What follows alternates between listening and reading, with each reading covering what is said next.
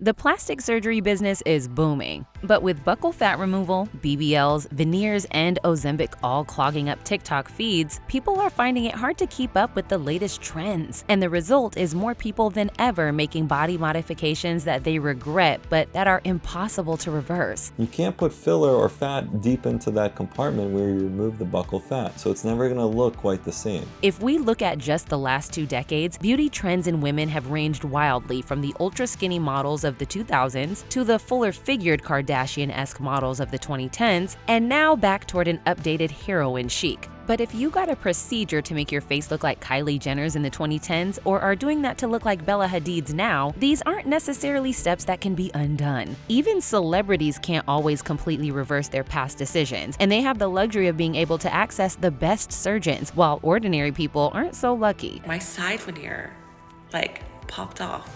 So now, this is what it looks like. Here's our take on plastic surgery regrets, the pressure to permanently modify in chasing fleeting trends, and whether you can create a culture that allows people the freedom to choose what they do with their body without making them anxious about the body they've been born with.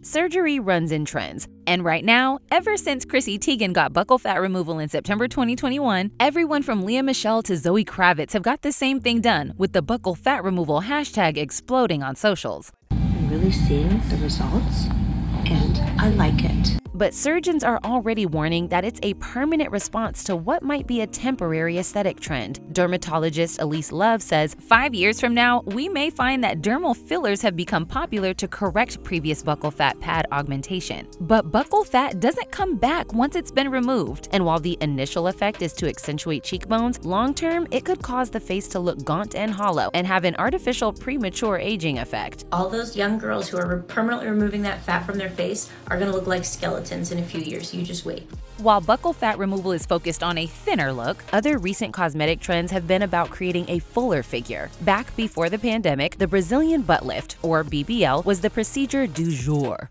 Celebrities like Kim Kardashian, Nicki Minaj, and Jennifer Lopez had helped create this curvaceous ideal body image, and such was the popularity of the procedure that the American Association of Plastic Surgeons were forced to put out a pretty serious warning in 2018, revealing the mortality rate was 1 in 3,000, far higher than any other cosmetic surgery. After my surgery and I came back to England, my body was perfect, and it was only when I was having my massages done, one of the masseuses was like, I think you still have fluid left inside you. Overall, the huge pressure to get these surgeries has created a wider market, which is being filled with people aggressively marketing the need for them and offering the procedures at a lower rate. Veneers have also become big business in recent years, but more and more people are expressing their regrets at changing their smiles for a cut price. R&B singer Kehlani addressed her TikTok to say that her cheap veneers were a pain for 3 years before she was able to get them redone at a higher cost. I really want y'all to stop traveling and getting these bad resin veneers. While on the one hand, we can celebrate the increased accessibility of procedures and the freedom of choice people now have to augment their bodies however they see fit, on the other, it's worth asking whether the kind of culture that creates this market is a healthy one. Recently, the diabetes drug Ozempic has been in the news having been prescribed as a weight loss hack, but people soon realized that this quick, drastic weight loss causes the face to sag and again, makes you look a lot older. Volume in the face is also going away, and it's not necessarily a great look. Underpinning all of this is a desire to fit a particular beauty standard and pop culture or commercial influences that make us feel we must conform to it. It's increasingly a problem for men as well, but the industry is especially female-dominated because of the huge pressure placed on women to look a certain way. And when that certain way is always in flux, it's fighting a losing battle. I'll look as young as my plastic surgeons will allow me. Okay, so plastic surgery is definitely not an area you want to cut on costs. But you can save a ton of money shopping online using today's sponsor, Honey, the easy way to save when shopping on your iPhone or computer. Finding great deals at checkout feels like a special treat, but they can be hard to come by. Plus, manually searching for discount codes is often a chore. Thanks to Honey, these frustrating parts of the checkout process are a thing of the past. Honey is the free shopping tool that digs through the web to find the best promo codes and applies the biggest savings to your cart automatically. And it's so easy to use. The Honey button pops up on your favorite sites as you shop. All you have to do is click apply coupons at checkout, then watch it do its magic. I've been shopping online for the latest spring fashion trends, and Honey has been such a helpful tool. I've saved on jeans, new shoes, and even some Easter gifts for friends. Honey helped me score coupons like 20% off my purchase and free shipping in a breeze. The best part is, Honey doesn't only work on desktop computers. It also works on your iPhone, so you can use Safari to save on the go. If you don't have Honey, you are missing out on big savings. So do yourself a favor and support The Take by installing Honey now. Get PayPal Honey for free at joinhoney.com/mytake. That's joinhoney.com/mytake. When you change your body, you change more than just the aesthetic. You're changing a part of yourself, and that might be the biggest regret of all. Bella Hadid famously had rhinoplasty at a young age because of insecurities around the size of her nose, but has recently come out and spoken about how her original nose reminded her of her familial heritage. She said, "I wish I had kept the nose of my ancestors. I think I would have grown into it." Her words refer as much to psychological growth as physical growth. I used to feel like no makeup in the world could make me feel good about myself. Courtney Cox also famously got a lot of cosmetic surgery as she got older, but then reversed many of the procedures in what many viewed as an attempt to look more like herself. UK influencer Molly May echoed the same sentiments after getting her lip fillers dissolved. We see how these cosmetic procedures become a solution to low self-esteem, but that also they create a sense of self that is somehow artificial and maybe over time even harder to live with. I'm really going through a bit of a journey at the moment with everything, like just really toning things down and making myself feel a lot more natural.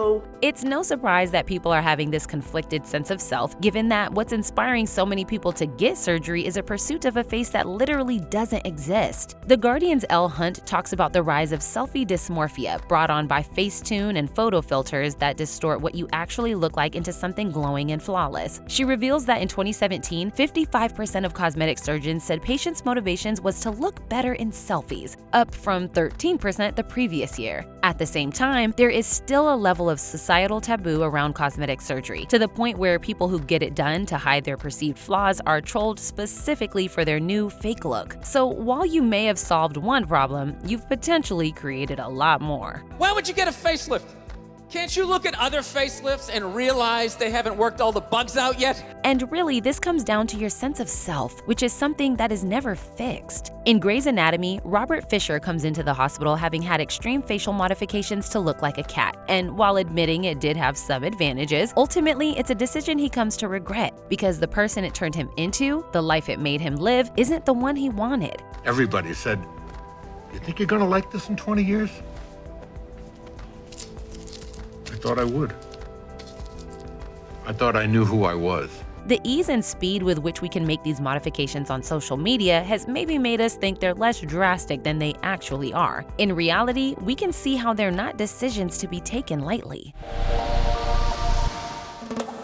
All surgeries come with risks. That's a given. The problem with cosmetic surgery is that those risks seem to be increasing. In 2022, the British Association of Aesthetic Plastic Surgeons warned that there had been a 44% rise in botched cosmetic surgeries coming from abroad, citing the so-called Zoom boom, increased awareness of one's own face brought on by increased screen time during the pandemic as a contributing factor. A previous investigation from The Guardian also showed just how many deaths were occurring from people traveling to get surgeries in the Dominican Republic. A local woman dies during plastic surgery in the Dominican Republic, the third such death involving an American in a month. So we see the problems aren't just that surgeries are irreversible, it's that some practitioners are advertising a higher standard than what they can actually deliver. Celebrities can afford the best surgeons, the best procedures, the best aftercare, and have the money to either top surgeries up over time or reverse many of them when they grow tired of their new look. But this simply isn't accessible to the average consumer. It's easy to say the solution to this is for people to try and look deeper in themselves to find that happiness that they're maybe chasing with procedures, but that ignores how the culture around cosmetic surgery needs to change, to let people know that it's not as simple as hitting a filter on your phone, and if you don't like it, you might just have to live with it anyway.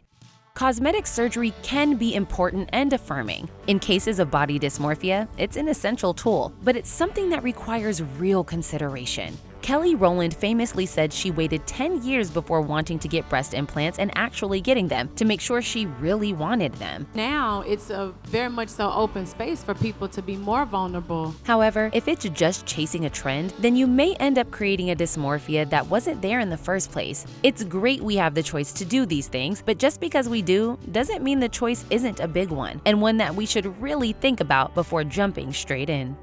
That's The Take. Click here to watch a video we think you'll love, or here to check out a whole playlist of awesome content. Don't forget to subscribe and turn on notifications.